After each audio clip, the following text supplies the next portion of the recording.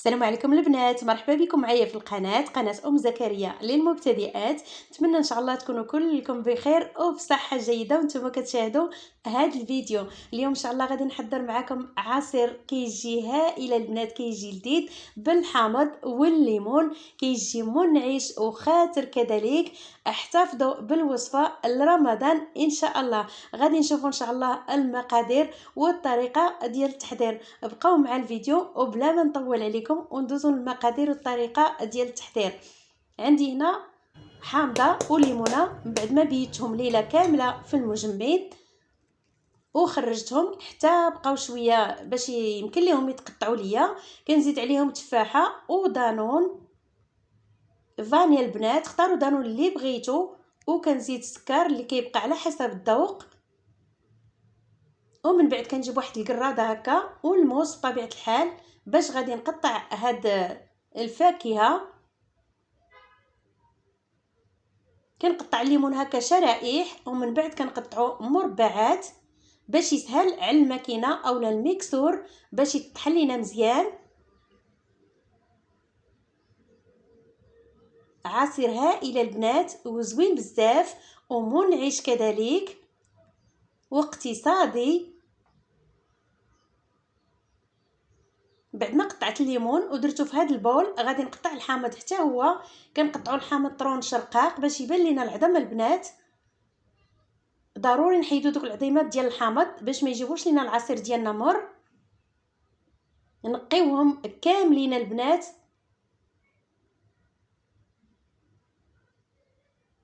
صافي هنايا كنحاول نقي دوك العظيمات باش ما يبقاوش ليا وسط العصير ويطلقوا المروره. صافي من بعد ما نقيت الحامض ديالي كامل وتاكدت منه، ورغم هادشي كامل كنبقى نقطع وكنقلب الا بان ليا شي عظيم كنحيدو. ضروري نقلبوا عليهم ونحيدوهم، راهم مارين البنات كيطلقوا المروريه في العصير من بعد ما كيطحنوا. صافي كنزيدها الحامض كنزيدو على الليمون في هذا البول، ومن بعد كنجيب التفاحه حتى هي كنقسمها هكا وكنقيها من الداخل ومن برا. كنحيد لها القشره وكنحيد لها داك القلب ديالها اللي تيكون فيه هذاك العظيمات ديالها. وصافي كنزيدها على المكونات. من بعد كنزيد عليهم دانون. جيبوا اللي بغيتو البنات، انا درت هاد دانون عاقد فاني والسكر اللي كيبقى على حسب الذوق. انا درت هنا كاس ديال العنبه وعندي طرو ديال الماء. هاد العباره البنات راه كيجي رائع وكيجي هو هذاك لا في السكر ولا في الختوريه هكا ديالو، حتى في القوام ديالو كيجي زوين. وكنطحنوه مزيان مزيان بالميكسور هكا. من بعد كنحيدو الميكسور كنجيبو الصفايه، ضروري غنصفيوه فيه القشره ديال الليمون وديال الحامض.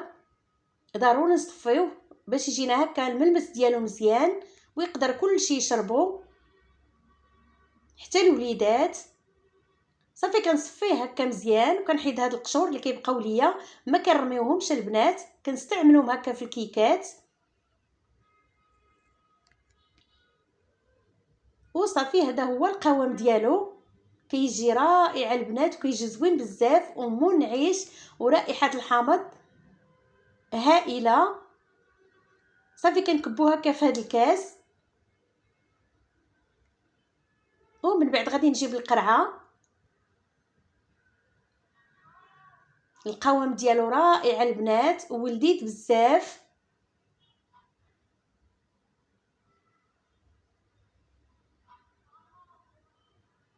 صافي هنايا عمرت القرعه ديالي بالعصير كما كتلاحظوا. القوام ديالو رائع البنات والمذاق ما نقولش لكم.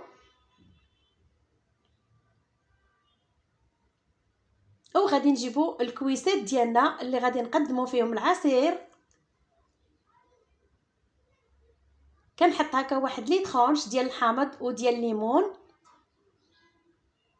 كمنظر، وباش كيعرفوا الناس باش هاد العصير معصر. ومن بعد داكشي اللي تبقى لينا عمرت به الكويسات. راه كيعطي كتار من اطرو البنات.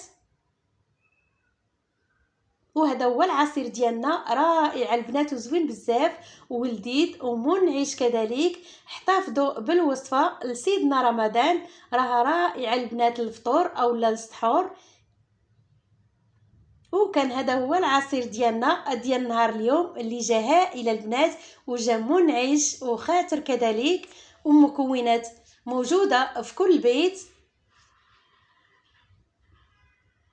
كنتمنى ان شاء الله تكونوا كاملين بخير وعلى خير. وإلا عجبكم الفيديو خليوا لي لايك واشتراك في القناه. شكرا لكم، حتى الفيديو القادم ان شاء الله نتلاقاو على خير. عواشر مبروكه باش ما تمنيتوا ان شاء الله. السلام عليكم.